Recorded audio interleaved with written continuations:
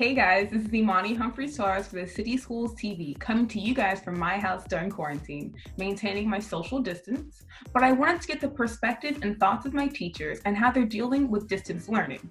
Right now, I'm joined by Mr. Kyair, a teacher from Waverly Elementary Middle School. He has won Teacher of the Year in 2019 and is also a debate judge and coach. So, how have things been for you?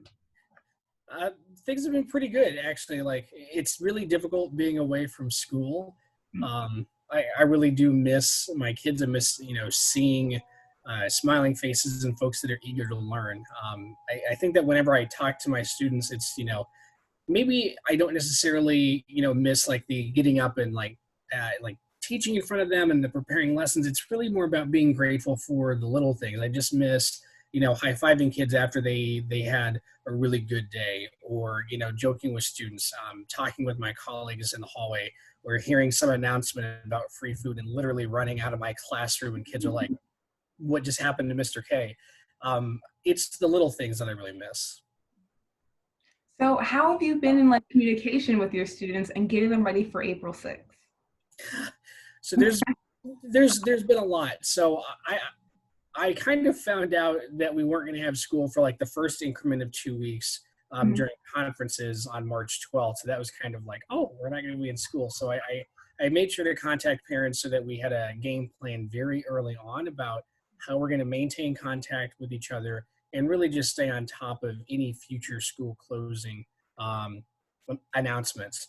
It's been a lot of just using what parents told me at the very beginning of the year and how they communicate best, whether it be a phone call or an email. Text messaging has really worked.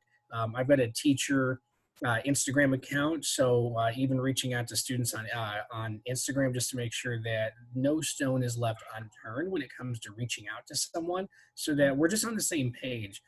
For me, it's more about how are we going to create a schedule for you that Okay. works for you, that's sort of low stress, that also keeps you engaged. Because I just want to make sure that you're safe and that you're learning.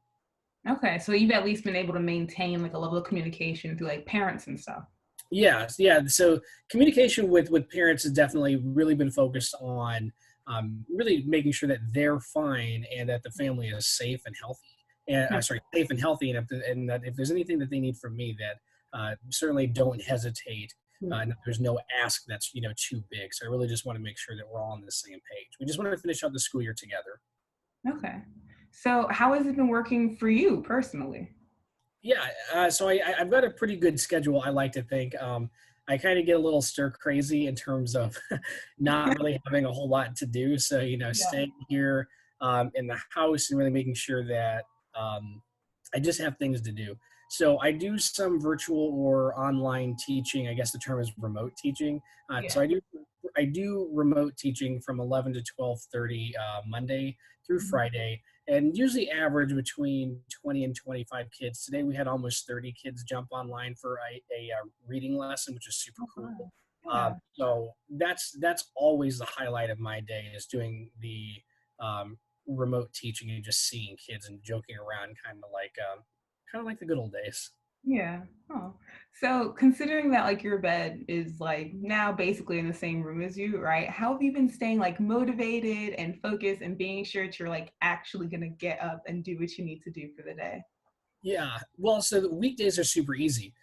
Students are really potent motivators to sort of like want to work for and work towards something together. I think that what's really awesome about students in Baltimore City and what's really awesome about teachers everywhere is that we've been through a lot. We understand what it's like to sort of like get pushed around and get knocked down, but we have some pretty resilient kids in Baltimore City. I teach some really amazing kids, and just teaching in and of itself is, we've created essentially every job that's out there because we taught somebody at one time for that job, right? So just understanding that they're still having fun, they're really engaged with the learning, and this is sort of a new challenge for me to take on. How do you make engaging lessons online and still maintain that, atmosphere of being safe in the classroom, taking chances, taking risks, and really just feeling comfortable like a family? That motivates me. So it's really kind of easy to get out of bed.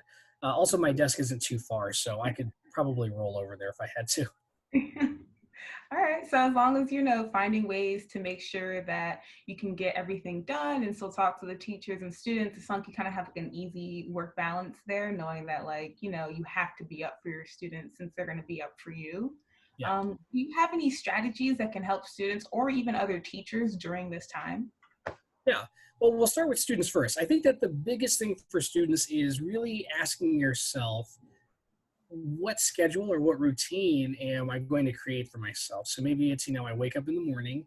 Um, and if it's anything like me, I want to make sure that, when I'm really kind of fully awake, that I check my phone and any notification. Like that's just something that we kind of have to do. Mhm. Uh, get some breakfast in you. And really at this point, you're eating for energy. I think that when you think about breakfast, it shouldn't be eating for comfort. So as much as I want pancakes, scrapple, and, house fries and scrambled eggs with cheese, it's really how can I eat for energy so that I really don't get like the itis a little bit later during like my lesson. And then what reading work are you going to do? Can I do anywhere between 45 or even 90 minutes of reading work? Can I go on to Khan Academy or Wit and Wisdom on the Go and find a math lesson from Eureka that I can do easily, again, for 30, 45 minutes? Is there some science that I can do by going to the Maryland Science Center website? Or there some do-it-yourself science experiments that I can do, or watching YouTube videos about a science topic that I'm interested in? So when it comes to students, think about the routine that you want to have and really commit to a space that you can work.